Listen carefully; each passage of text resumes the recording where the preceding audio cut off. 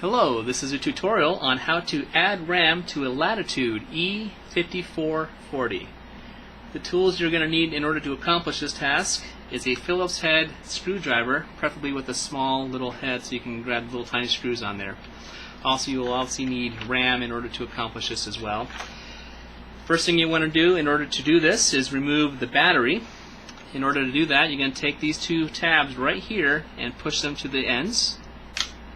You'll hear a couple clicks, and you should also see two red lines indicating the battery is ready for removal. You literally just put your hands on there, push it with your thumbs, and the battery removes.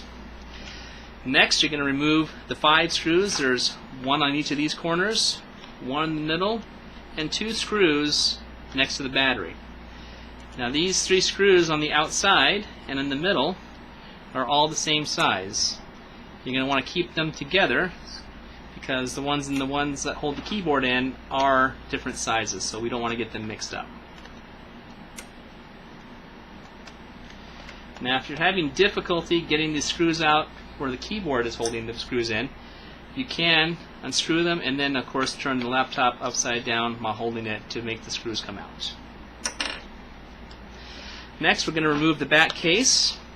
Now you're going to want to put your hand underneath here in order to remove it. You can either use a tool like a screwdriver, or you can use your fingernails. You can do it just like this, or you can do it like this. It doesn't really matter. When you hear the pop, that means it's ready to be released. You grab both ends with your hands and use your thumbs and push up. And the cover should come off just like that.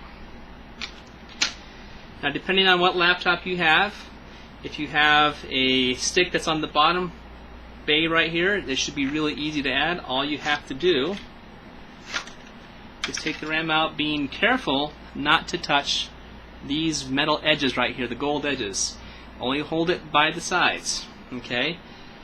If you need to do that, you align where the keyhole is right there, and you can see how it goes inside there. You slip it in at a 45-degree angle, pushing it in with your thumbs on the edge, and then using your thumbs or fingers pushing it down. When you hear it click, that has indicated that it has, of course, seated inside there.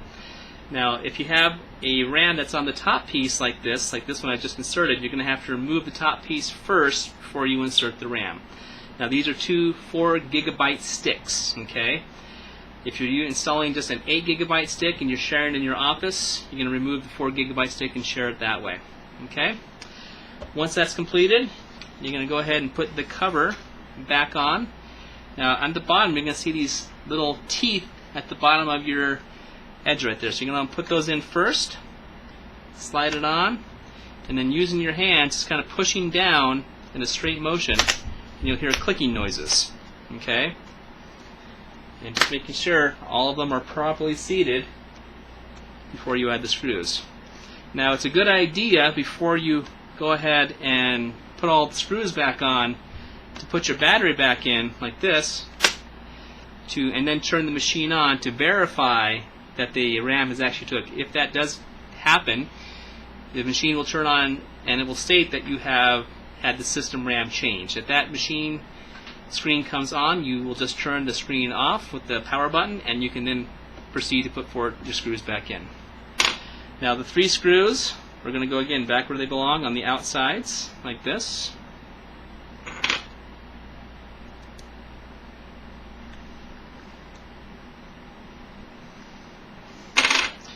And they don't need to be, you don't have to tighten them extremely tight, just enough to seat them in there.